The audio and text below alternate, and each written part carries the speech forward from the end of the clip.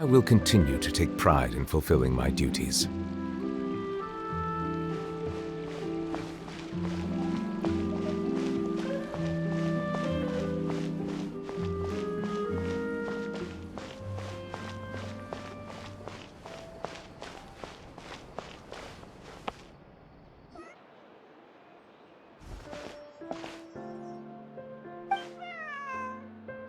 Meow.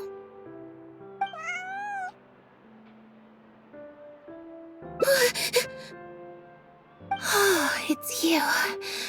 1 second. Now activating chat mode. You made me jump there. I thought they'd finally caught me. Well, my heart rate did. Jumped up a little, I mean. Objectively speaking, the trouble was entirely of my own making. Half an hour ago, I was at Hotel de Boer for a drinks reception. It was to celebrate the successful opening of a show, but it was draining my energy. So, I waited for the right moment, then snuck away so I could switch to standby mode. Probably because I'm playing the lead role in the show? Is that so surprising? I'm always getting invitations to do solo performances. I just usually get Linny to write back and turn them down. But then came the Fontanalia Film Festival. We took all the kids from the House of the Hearth out to see a film, and after it finished, they all started clamoring for me to try out acting for some reason. Even Linny was chanting along with them. Anyway, it just so happened that a director called Mary who had sent me an invitation right around then. I'll spare you the details, but basically, I ended up accepting it. Yep, you nailed it. I'm playing the role of a puppet. In fact, the show's called The Lost Puppet, and it's a masked mime show. So I don't have to do any facial expressions or say any lines. Literally just a series of physical movements. The director says it's a very avant-garde art form. Art is not comprehended by the mind, but felt in the heart. At least, that's what the director says. Anyway, if nothing else, the opening performance seemed to go down well. At the drinks reception, everyone was crowding around me, saying, "Triumphant character portrayal, faithful adaptation of the original work, unequivocally, quintessentially avant-garde," and stuff like that. But being the center of attention is draining. So the moment they left me to go harass the director instead, I was out of there. The other thing is, some weird things happened while I was on the stage. Oh, sorry, Bonnie. I didn't mean to leave you out of the conversation. My bad. No, we just met. We bumped into each other right after I slipped away.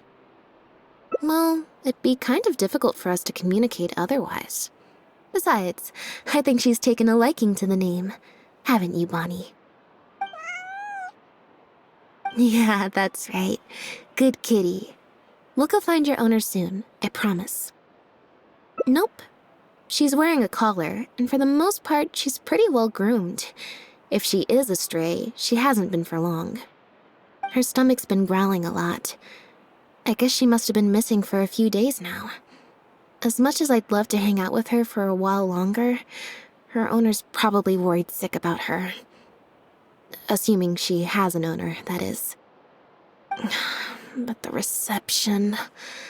I should probably show my face there again at some point, even if it's just to make excuses and leave again. Decision time. Well, I just find it exhausting, thinking through all the different ramifications of different choices and so on. That's more Linny's area than mine. So, unless it's something really important, I usually just leave the decision-making to him. It's fine. He got Fremonade to make me a little something for just this situation. Poof! A phaetometer. It looks pretty over the top, I know, but it's essentially just a box of cards. He kept the design simple, so it'd be harder to break. The way it works is, I pick a card at random, then look at the number on the card. Well, for example, if the number on the card is 5 or higher, I help Bonnie find her owner. If it's less than 5, I go back to the reception. I just have to believe in the bond between me and my cards, and my fate will reveal itself to me in numerical form. At least, that's what Linny said. Anyway, I guess I'll give you a demonstration.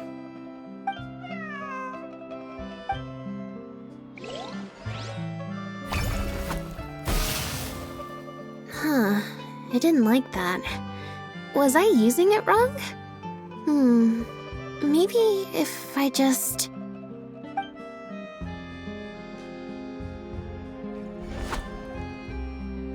Clearly, there's some design flaws to iron out. I'll have to let Fremine know. Let's see, which card did I get? 4. Well, the cards fell on the ground though, so I don't think it counts as fate. If you want to get the right answer, you have to let fate decide. Also something Linny said. So, to put it another way, if picking a card up off the ground is how to not leave it to fate, then that means it must be the wrong answer. Or... why don't you pick a card? Since I ran into you here, that means... our fates are, like, interfering with each other. Thank you. This one is final, I promise. Here, take the fatometer. If it's 5 or above, that means fate successfully changed. Anything lower than 5 is a fail. Also, if you have your own thoughts about what I should do, feel free to share it. Now that I've got a good problem solver here to help, I don't need to run every little thing by fate.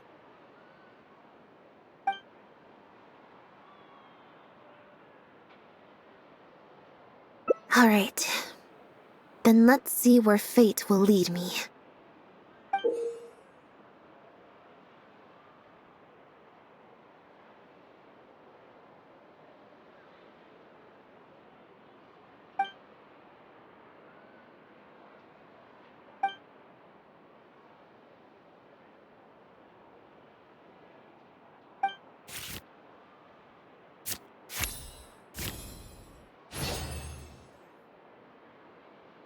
So, we're looking for Bonnie's owner?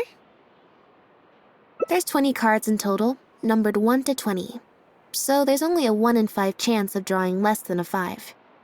I should also mention, this time the cutoff was 5, but I just set that to wherever I feel like. To put it in perspective, I said I'd only do the show if I drew a 1. Fate can be pretty sneaky sometimes.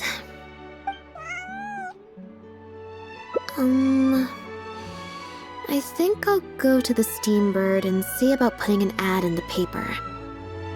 You wanna come along? I think Bonnie wants you to come with.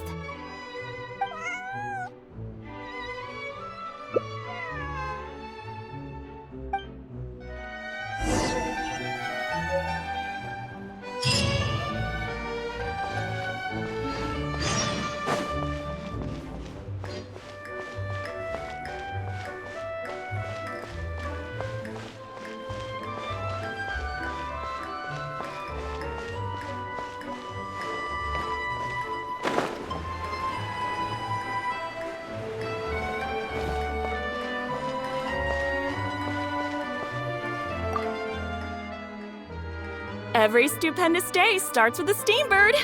Oh, hi Lynette. Hi Traveler. What can I help you with?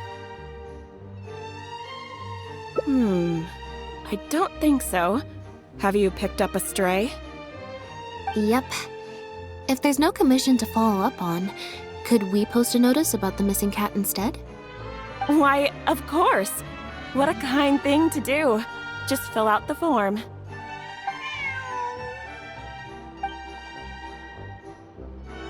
Well, we've registered you as missing. You can stay at my place until your owner finds you. Also, I just wanted to say thanks for keeping us company for so long. Well, I should probably head back to the drinks reception. Hopefully most of the people have left by now. If you've got some time, you should stop by my place tomorrow to see Bonnie. There's a nice cup of tea in it for you. Alright, see you then.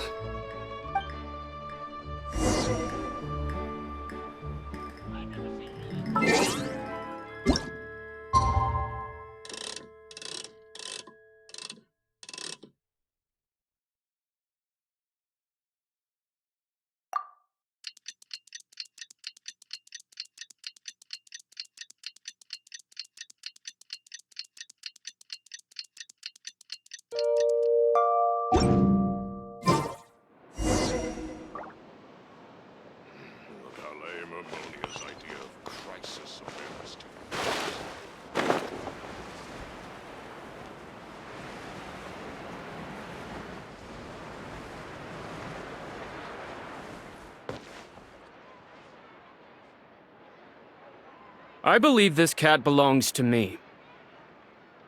I already told you, this isn't your cat. Just take a breather, you two. Oh, you're here. As you can probably see, you'll have to take a rain check on that tea I promised you. At least for now. This is my friend's cat. He's preoccupied with some important business, so I came to retrieve her in his stead. No, it's far more likely this cat escaped from the Humane Society.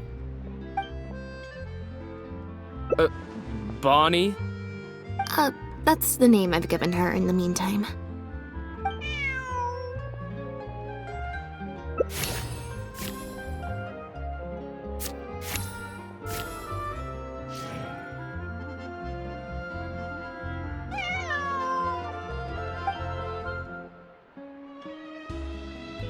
Well, this complicates things. I told you before. This is my friend's cat. It's normal for her not to trust me. Listen, I'm the director of the Humane Society, okay? We've got so many strays, dogs, cats, you name it. I'm not even the one feeding them most of the time. You can hardly expect the cat to recognize me. She just looked somewhat familiar, so I came to check, just in case. If she turns out to be one of ours, I'll take her back. Simple as that. Even if that's not the case, the Humane Society could still take her in, if no one else comes to claim her, that is.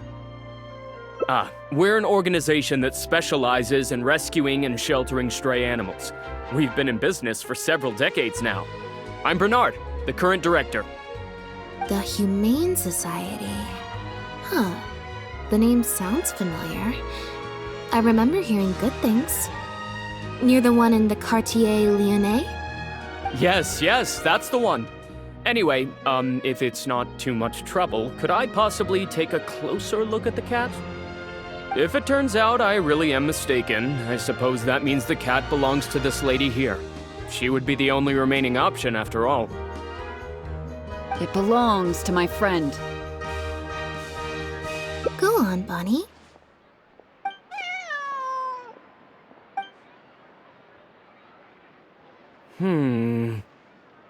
Oh, nope. Looks like I was mistaken. They do look similar, but there's an ever so slight difference in this one's fur color. Deepest apologies, friends. Well, I suppose this means I still have a missing cat to search for. Apologies again for the confusion.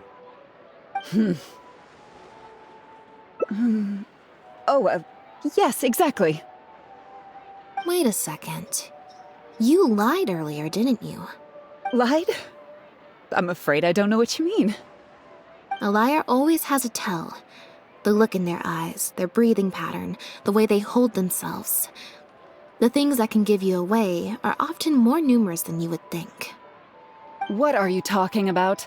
The way I see it, you're conflating baseless conjecture with fact. Normally, when someone is called out, their breathing speeds up as they begin to panic. But your breathing pattern hasn't changed one bit.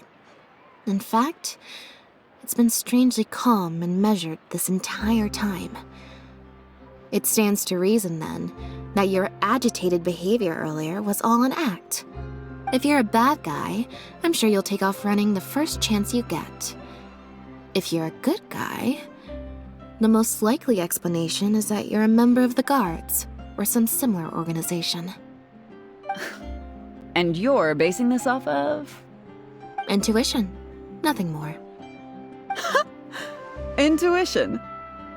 Well, I have to hand it to you, Lynette. You're right. I'm a member of the Guards. The name's Elodie. I'm currently investigating a cross-border smuggling case. This cat here, Bonnie was her name? Well, her owner is one of the prime suspects of our investigation. A couple of days ago, our suspect got wind that we were on his tail and fled. That's most likely how he got separated from the cat. I just so happened to stumble upon your notice in the Steambird, so I decided to see if he'd come back for her. But it looks like I overestimated him.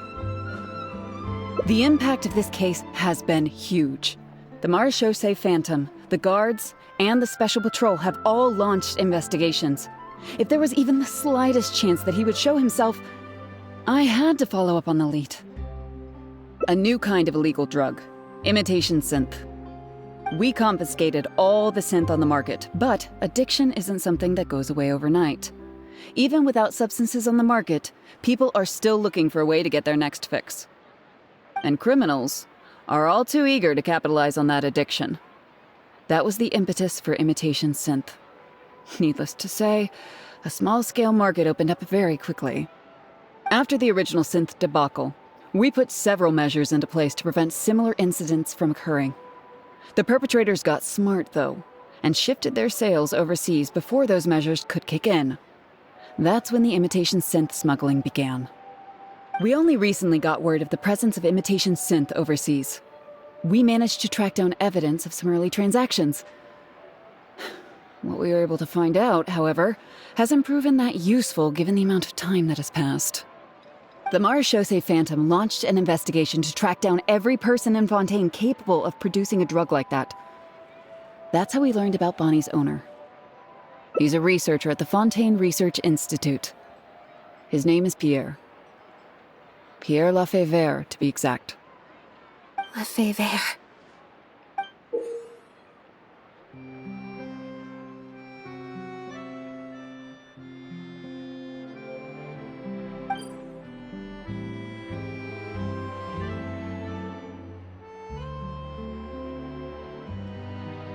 The Marechaussee Phantom found him in Poisson. In addition to the cat, he also had a pendant with him. At first, there wasn't much cause for suspicion. A search of his house didn't reveal much to go off of either. The Marechaussee Phantom very nearly left it at that. It was only later that we realized the coat of arms on his pendant belonged to none other than the Lefebvre family, one of the most infamous aristocratic families in Fontaine. Obviously, this discovery prompted a further investigation into Pierre. At that point, however, we discovered that he'd already fled. Now the Guards and the Special Patrol are all searching for him. That's not possible, actually. The Lefebvre family has been gone for a long time. Exactly. Many years ago, several important members of the family, including the patriarch, were murdered by an assassin of unknown origin. From that point on, family's power and influence took quite the hit. The family is engaged in all manner of crimes.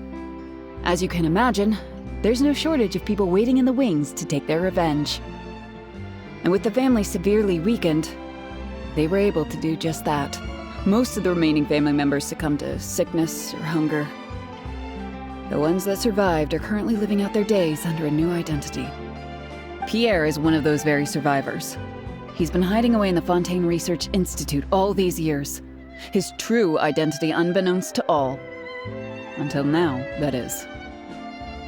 Well, my fellow guards have told me all about how smart and courageous you both are. And I know you possess a strong sense of justice. There could be a chance that Pierre, or one of his accomplices, might attempt to get close to Bonnie. Now that you've been briefed on the situation, I was hoping you'd help us keep a lookout.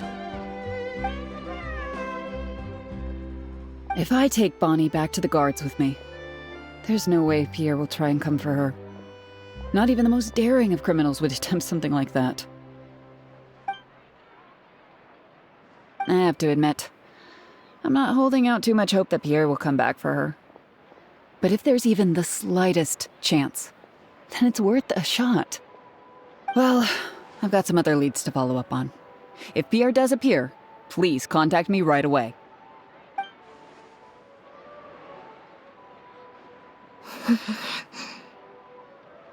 It's nothing.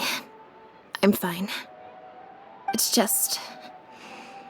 the head of the Lefebvre family.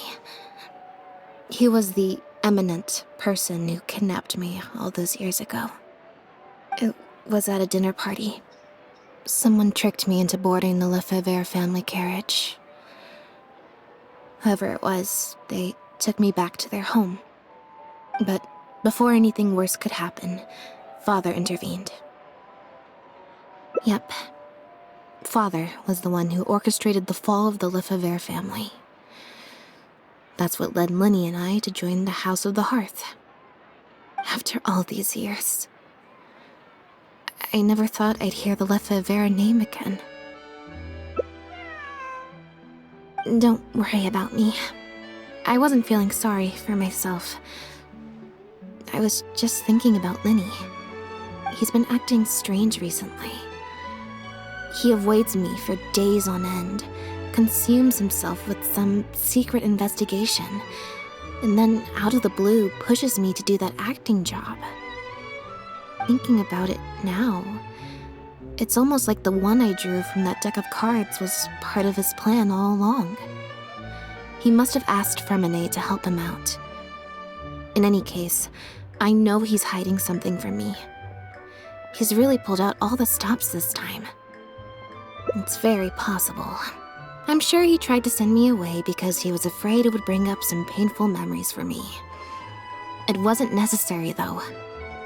Even after all these years, he's still as overprotective as ever. You'll have to help me teach him a lesson if we run into him along the way. Yep. I want to head to the Fontaine Research Institute to learn more information about Pierre. Just let me activate search mode and then we'll head out. Who knows? Maybe we'll run into Lenny along the way. A little bit of both, perhaps. For the most part, though, I just have this sense that something's not right. Something isn't adding up about Pierre's story. I'm just not sure what.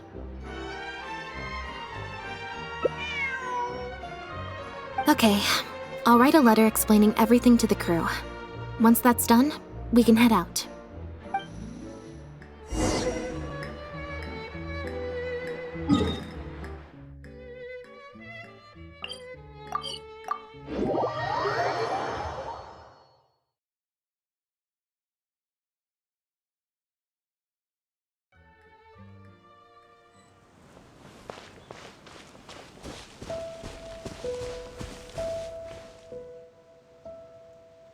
Lynette, you're, not at rehearsal?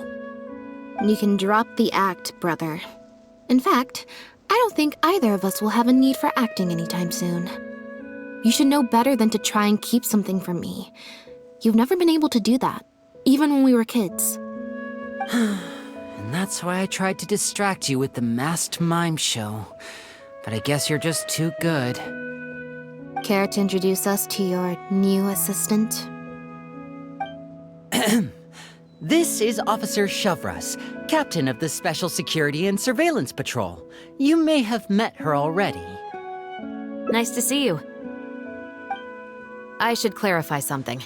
Mr. Lenny's here at my invitation, not the other way around. To borrow your expression, Miss Lynette, I suppose that would make him my assistant more than anything. We've brought on Mr. Lenny as a consultant in the past. He was instrumental in helping us crack a case involving a perpetrator who used magic tricks to commit crimes. I was hoping he'd be able to provide some valuable insight this time around as well. So you've heard everything then? That's exactly why we're here. There's always been questions surrounding the fall of the Lefebvre family. Some people even believe the House of the Hearth was involved. Whoever was behind it all was extremely cautious. They didn't leave a shred of evidence. This very fact, however, leads me to believe it was indeed the work of that harbinger. I took a look at the entrance and exit records of all the carriages that night. Let's just say it wasn't hard to deduce that there's ill will between you two. Don't worry, I don't have any evidence to that effect, and I certainly don't plan on going to bat for such a despicable family. Plus, you were victims back then more than anything. I sought Mr. Linney's help with the smuggling case, nothing more. The way I look at it, it's a collaboration between us as people, not the organizations we represent. Besides, by working together, we can expose the truth as quickly as possible. You can hardly say that's at odds with the justice my organization strives for. Not at all. I was planning to invite you from the very beginning, Miss Lynette. It's just that my assistant here raised some objections. Linny, I'm not the same person I was back then. That little girl who did nothing but cower in the corner in fear, she doesn't need saving anymore. I'm sorry, Lynette. You're right. I let my concerns get the better of me. Oh, and the next time you want to distract me, you should try a different approach. Who's this? You pick up a stray while I was gone? It's a bit complicated. I'll explain later. Anyway, her name's Bonnie. Well, if there are no objections, then I suppose the only thing left to say is, Lynette, Traveler, welcome to the team. It appears the Lefebvre family was very particular in their use of insignias and emblems. The family would use different emblems to mark differences in status, blood relation, and the like. In fact, the insignia that was discovered on the pendant was used to represent an illegitimate child. It's highly likely. That very status might have been what allowed him to emerge from the fall of his family relatively unscathed. It would also explain why he was able to assume a new identity as a researcher with relative ease. We discovered something interesting, though. After talking to some of his co-workers, it appears he pretty much works at the Institute in name only. He's practically been cast out. Apparently, Pierre was once addicted to synth. He tried to use the resources at the Institute to create a substance with a similar effect. He claimed it was just for research purposes, but the Institute revoked his access to the relevant materials regardless. He was placed on disciplinary leave, pending a thorough investigation of his actions. But it seems the Institute ran into some trouble along the way. Could have been a lack of personnel or a timing issue. In any case, they had to table their formal investigation into Pierre. Unfortunately, that also included reporting any relevant information to the higher authorities. As for his family background, it appears none of his co-workers at the Institute were aware of that information. All they could tell us was that he was quite the recluse. Other than the pendant, we didn't find anything else of note at his residence in Poisson. Based on the samples of imitation synth we've been able to analyze, it appears the substance leaves behind strong traces wherever it's produced or stored. Those traces might not be obvious to the casual observer, but they're not something our guard poodles would miss. Pierre's home, though, came up completely clean. We didn't find any records indicating possible involvement in overseas transactions either. So, the Marechaussee Phantom didn't view him as a major suspect at first. Maybe he had a separate, dedicated area where he made the imitation synth. Well, his neighbors did say he was often gone for long stretches of time. You would think with him out and about so much, people would have spotted him around Poisson, but residents said they barely ever saw him in town. If his reclusive nature was just a matter of keeping a low profile, I guess it would make sense for him to have a secret base to carry out his business. After he disappeared, the guards conducted a thorough search of Poisson, but they didn't come across any suspicious locations. Poisson. You know Hotel de Boer, where I first found Bonnie? To get there from Poisson, you have to cross a stretch of ocean. It's not somewhere a cat could just wander off on its own. A cat? You mean... Bonnie is Pierre's cat. Oh, that's right! When the Marechaussee Phantom first tracked him down, I remember there being something about a cat in their report. So this is her?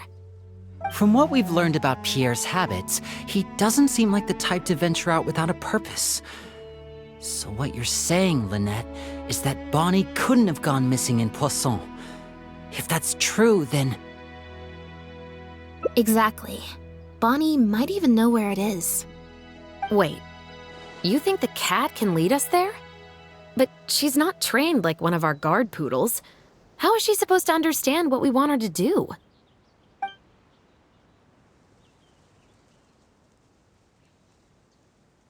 Meow. Meow meow. Meow?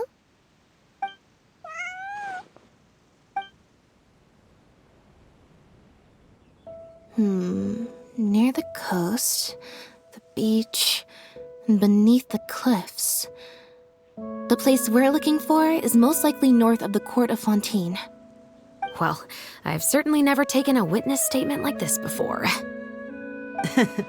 Well, if it works out, maybe it's something worth getting used to. Cats and humans are actually pretty alike. When it comes to communication, most of what we want to convey can be accomplished through body language alone. But humans tend to rely too much on speech to ever take advantage of that fact. Of course, body language has its limitations.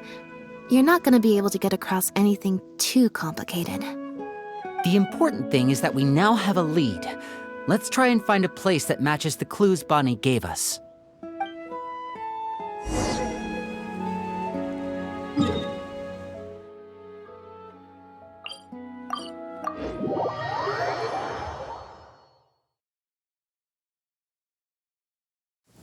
My apologies. This heavy rain must be quite an inconvenience for me. Seems like Bonnie is trying to take us somewhere.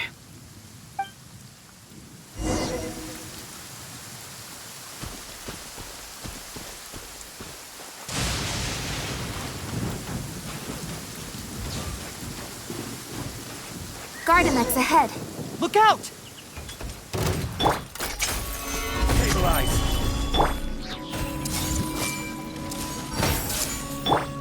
Silence! Let the mighty be humbled!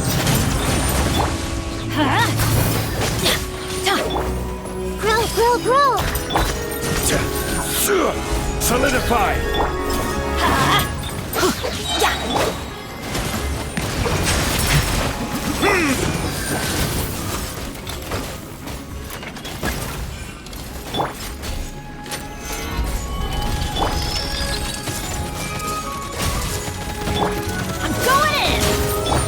Bow your head. Let's light it up! Gather! This way, curriculum. Sharing my knowledge. Be sanctified. Settle down. Stabilize.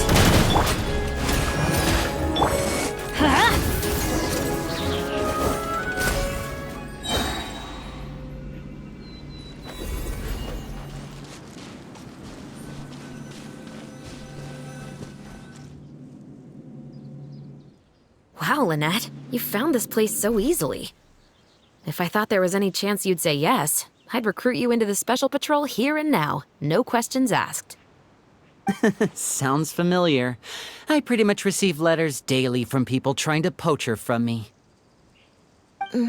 Let's just focus on our search. There's a lot to investigate.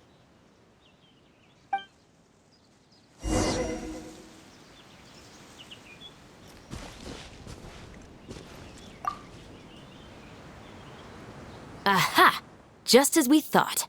This is where the imitation synth was being made. Looks like he's got more than just imitation synths stashed around here. In addition to the raw materials needed to synthesize the substance itself, there's a large quantity of cleaning agents and a few drugs I haven't been able to identify. These cleaning agents are likely used to dispel traces of the substance, like its smell. The Special Patrol did some digging into imitation synth. Our records indicate that it's very difficult for ordinary people to detect traces left behind by the stuff. I'm sure that was the case for Pierre as well. It must have taken a considerable amount of time and skill to ensure all those traces get washed away. But what are these other drugs for?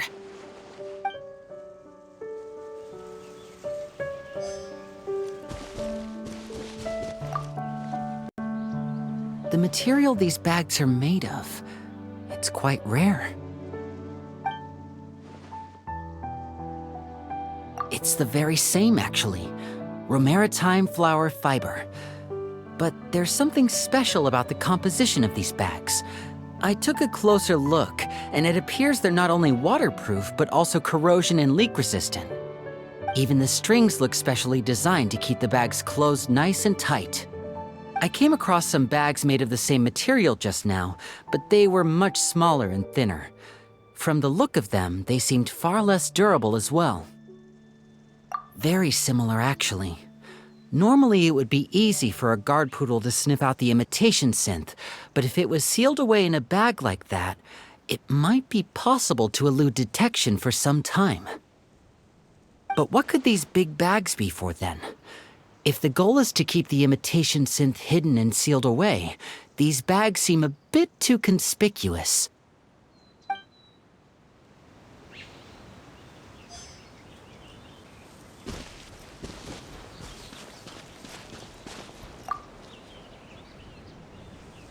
When the Marechaussee Phantom searched Pierre's house, there was no sign of these barrels, right? You're right.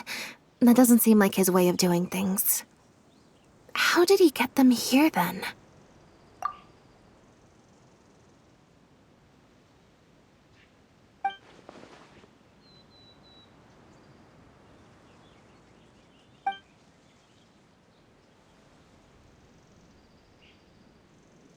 Only the lower halves of the barrels appear to have been submerged in water.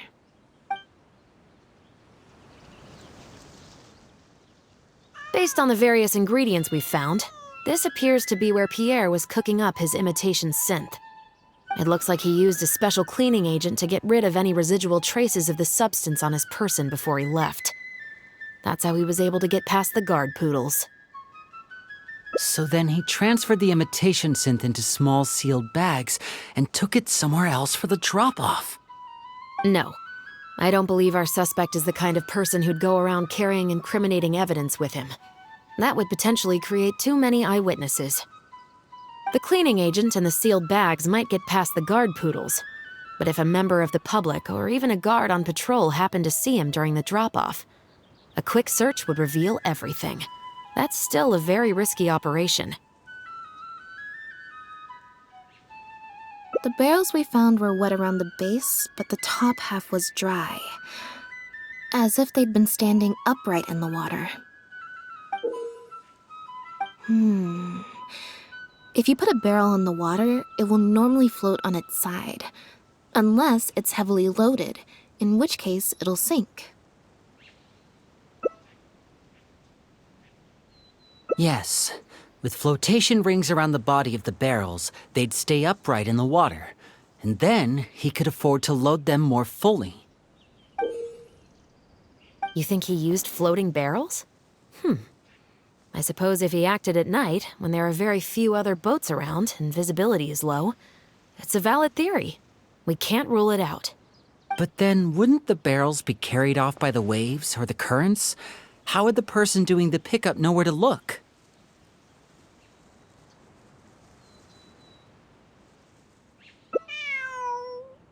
Traveler, can you come take a dip in the sea with me? I have a feeling that somewhere down there, we might find some rope. If a rope can be used to keep a pet from running away, then why not a barrel?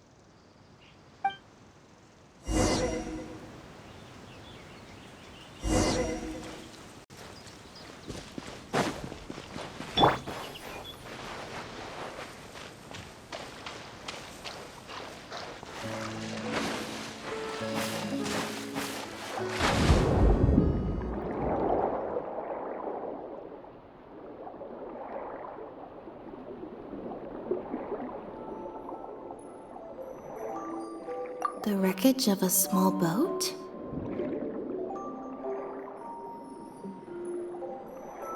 This isn't the place.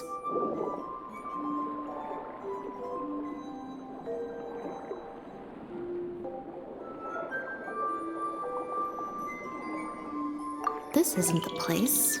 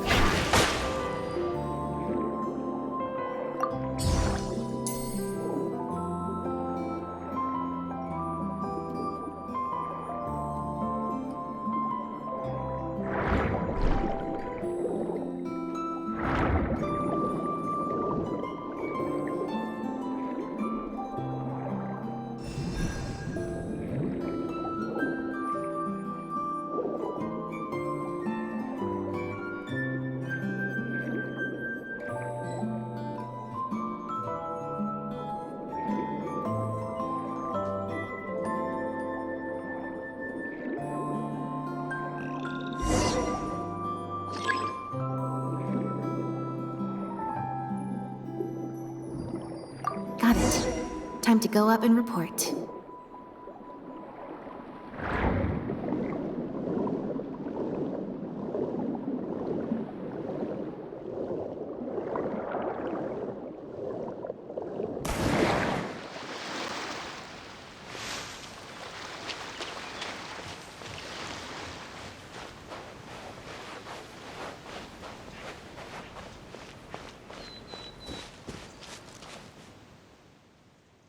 As expected, we found a few pieces of rope and some anchoring stones underwater.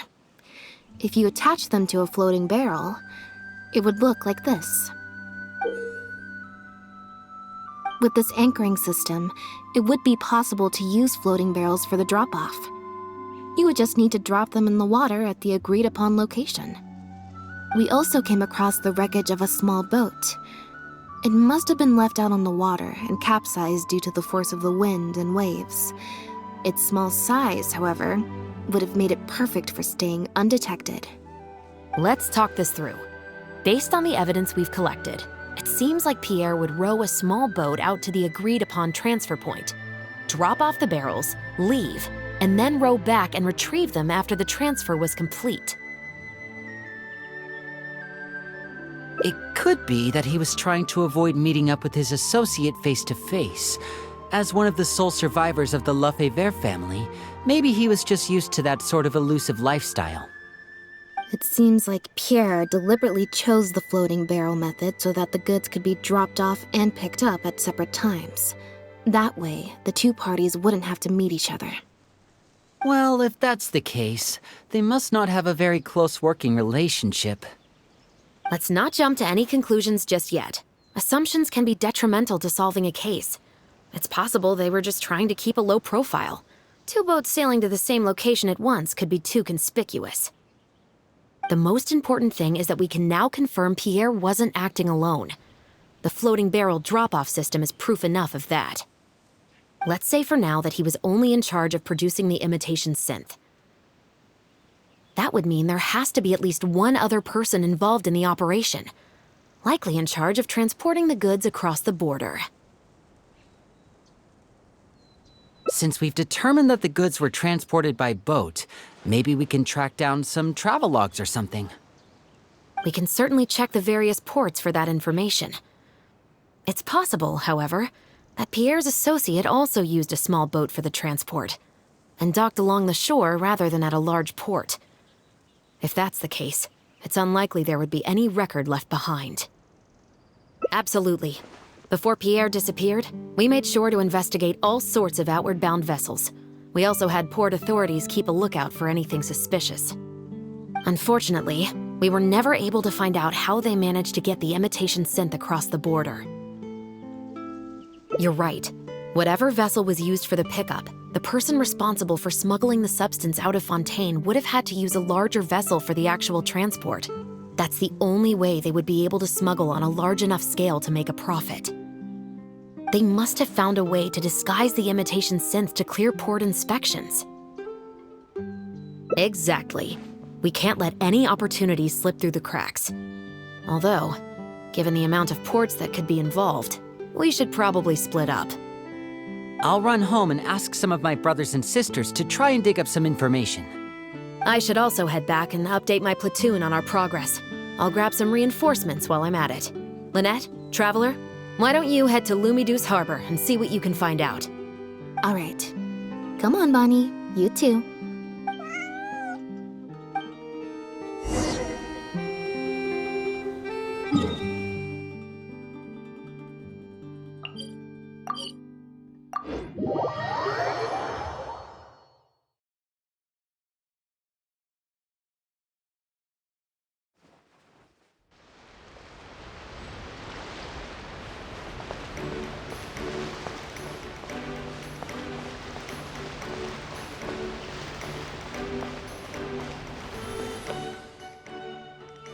Oh, Lynette, Traveler.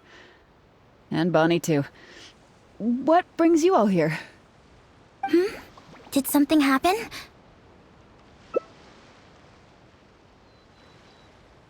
Oh. I see. Thank you for everything you're doing for the people of Fontaine. I'm in charge of guarding the port. You mentioned you were after some travelogues, right? I can go fetch those for you. Looks like I've got another hard day of work ahead of me. No, not usually. It's this incident that happened recently. Before that, everything was normal. All we had to do was confiscate anything suspicious and we could call it a day. Pretty simple stuff. But things are much more complicated now. We somehow let suspicious cargo pass through the port undetected. Not even our guard poodles were able to sniff it out. Even worse, we still don't know how the perpetrator was able to conceal the goods so well. By suspicious cargo, do you mean imitation synth? Yep. However, prohibited substances are just one example. We confiscate all sorts of contraband during the course of our inspections. Or at least, we're supposed to. So what happens to the goods you confiscate? Oh, we keep them in a storage locker. If they turn out to be something particularly dubious, we'll turn them over to the Maison Orderly.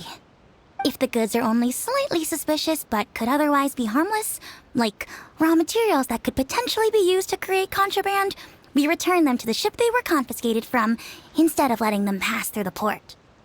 Sorry for the wait. These are the travelogues for all the recent activity at the port. Oh, you brought Gerard with you. Actually, he followed me here himself. It's like he smells something on me.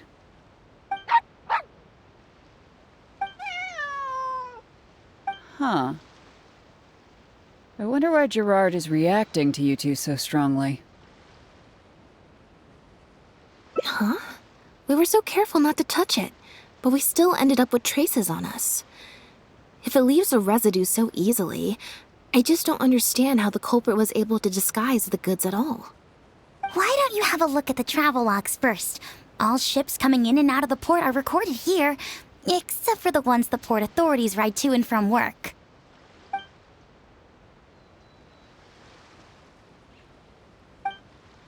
The Humane Society. Their name is all over the exit logs. The purpose for leaving is always listed as overseas adoption. Ah, the director of the organization explained that, actually. He said a lot of the cat and dog breeds unique to Fontaine are also very popular overseas. So, his organization offers an overseas adoption program. Bernard, the director of the Humane Society, was the man who came looking for Bonnie earlier.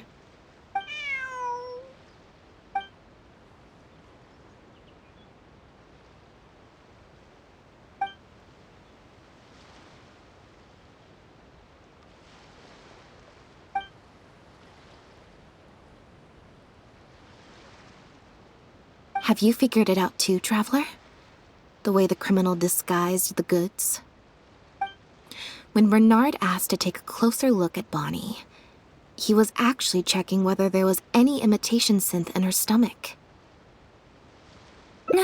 Wait, what? The sealed bags we found at the secret base. They were specially made to be corrosion resistant. There were gaps around the lids of the barrels, and airbags were used to keep them upright in the water. Those drug shovers found at the secret base, she most likely didn't recognize them because they're not used on human beings. It's an anesthetic used on pets. The perpetrator must have given it to the animals. Pierre must have made the animals swallow the sealed bags full of imitation synth at his secret base. Then he stuffed them into floating barrels and left the rest to Bernard. The sealed bags combined with an animal's body odor would certainly be enough to mask the scent of imitation synth. During our inspections, we would have never thought to inspect the bellies of those animals for anything suspicious. Even if we tried to feel around for something, I'm sure it would be difficult to detect. Exactly. I bet Bernard even transported animals with synth in their stomach alongside ones without. That way, it would be even harder to say with certainty that something was amiss. She's probably in the clear. Otherwise, Bernard would have never left without her. I'm guessing he didn't know whether Pierre had already hidden the next batch of imitation synth before he fled. Just imagine. He sees the notice we put in the Steambird, and it turns out that one of the very cats he gave to Pierre for the smuggling operation is out in the open, roaming the streets of Fontaine. If Pierre had already hidden the next batch of imitation synth, then Bonnie would practically be living proof of their crimes. He would have had no choice but to go after her. So, that's why he came to find you and insisted on taking a closer look at the cat. Wait a second, I'm a little lost here. I get the part about hiding the substance in the pets, but those, what did you call them again? Floating barrels? Why even put the animals in there in the first place? If you've got something as convenient as a floating barrel, why not just stuff it with the imitation synth directly? Why not wait to hide the stuff until after the exchange has been made? In order to make sure the animals could swallow the sealed bags, they made them extremely thin. Had they not done that, the animals would have likely bitten or chewed through them.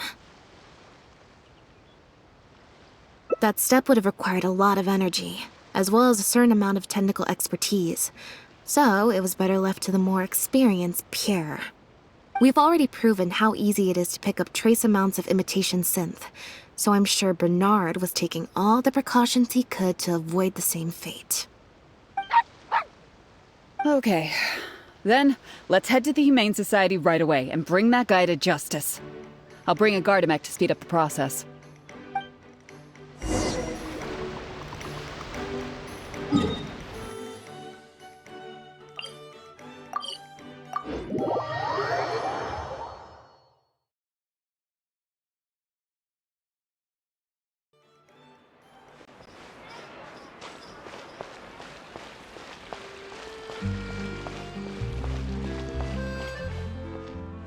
The headquarters of the Humane Society should be somewhere around here. Bernard could show up any moment now. Ah, you're the people from earlier. Wait, you're from the guards? After him!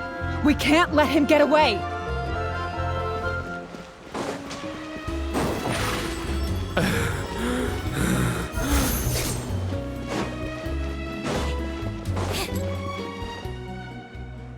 Give it up, Bernard.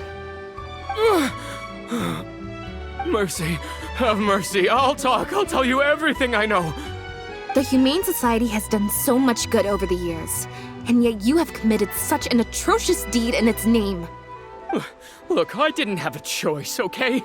My father cared about those blasted animals so much, he didn't bother to take care of his human wife and son at all. While those animals were showered with love, I lived worse than a dog. No one asked. Tell me, how did you first get to know Pierre? Well, after I took over the Humane Society, it gradually became harder and harder to maintain its operations. Until one day, someone suddenly passed me a letter. It said that I could stand to get a large sum of money as long as I helped them to transport some animals abroad. It was only after a few such transports that I finally understood what I was really transporting. But then, Pierre wrote to me, saying that we were already partners in crime and that I better keep cooperating with him if I didn't want to be reported to the guards.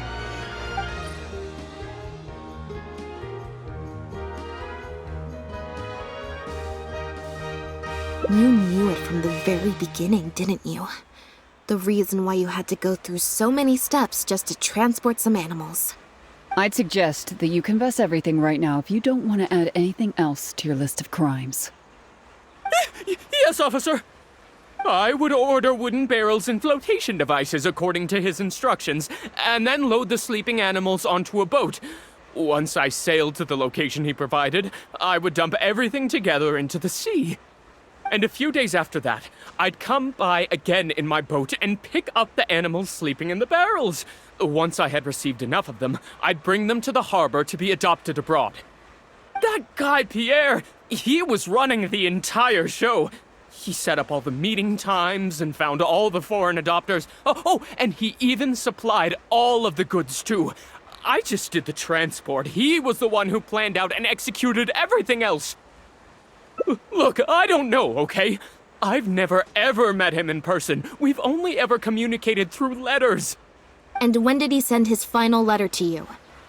Just last night. He said that the Marechaussee Phantom is now after him, so he's planning to go into hiding for some time. He didn't mention where he's thinking about going, though, but he did tell me to look out for the guards. It's been a few days since Pierre's last appearance. I'd wager that he sent that letter after he found his hiding spot. I burned them.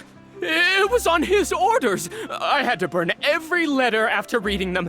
I wasn't even allowed to share them with the rest of the society employees. Sure sounds like you're trying to use the lack of witnesses or evidence to pin the blame on Pierre. No, I swear, this time I'm only telling you the truth. Well, we can check the truth of your statements at the Opera House. I hope you know what'll be coming for you if I were to find any discrepancy between the evidence and the testimony you just gave. I know, I swear I was just telling the truth. My thanks to you both.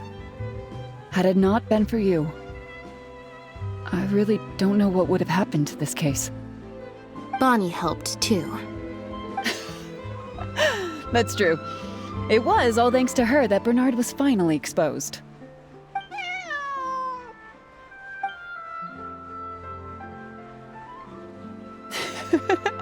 And it looks like she's grown quite fond of you two as well. Then I'll leave you be. Just let me know if you find any other new leads.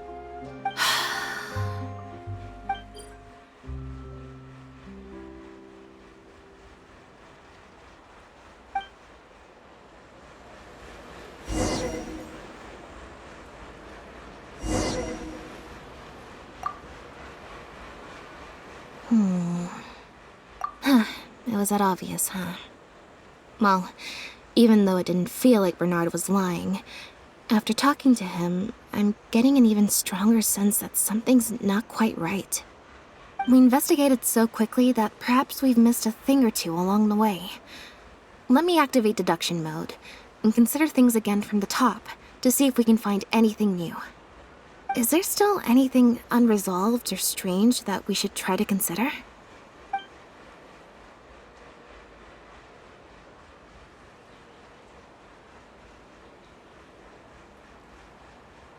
Well, we've discovered that Bernard is responsible for the trafficking, while Pierre deals with supplying the goods. Is there something else in this scheme that we're missing?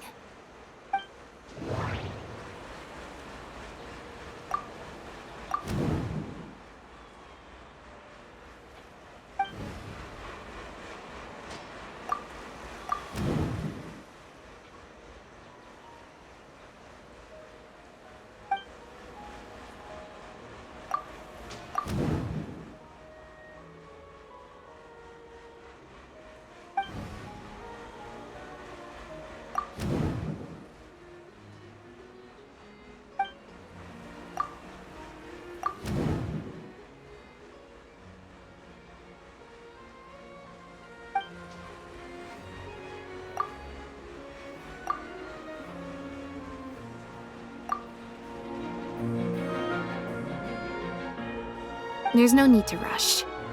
Let's see if we can find any other suspicious points about this case. Bernard claims to have received a letter last night from Pierre. In the letter, Pierre stated that he had gone into hiding. Is there something wrong with the letter?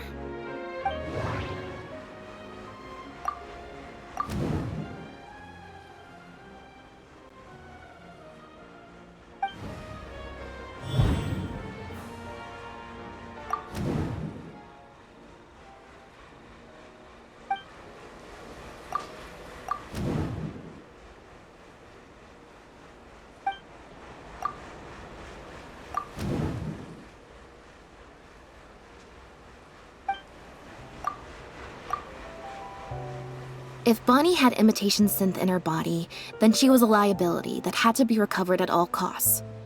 But if she wasn't carrying anything, then it would have made sense to tell Bernard not to worry. And thinking about it, Bernard only attracted our attention in the first place because he came to look for Bonnie. Could it be that the person who wrote the letter also knew nothing about Bonnie's whereabouts? Or they had a separate goal entirely?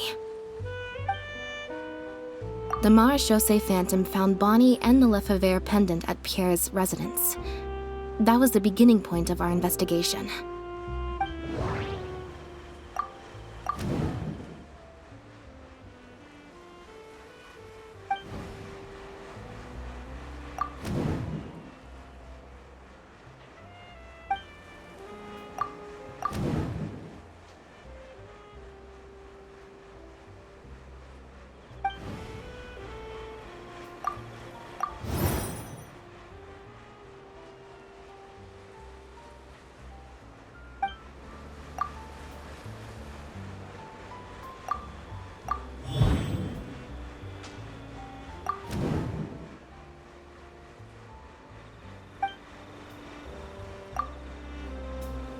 Why would he leave such an obvious trail for us to follow when he took so much care to not leave any traces of imitation synth in his home?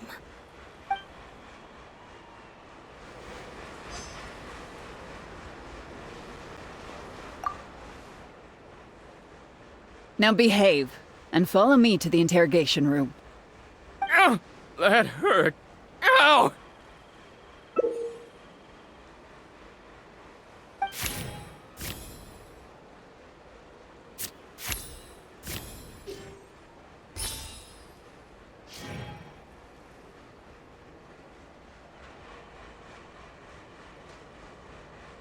Is everything really over?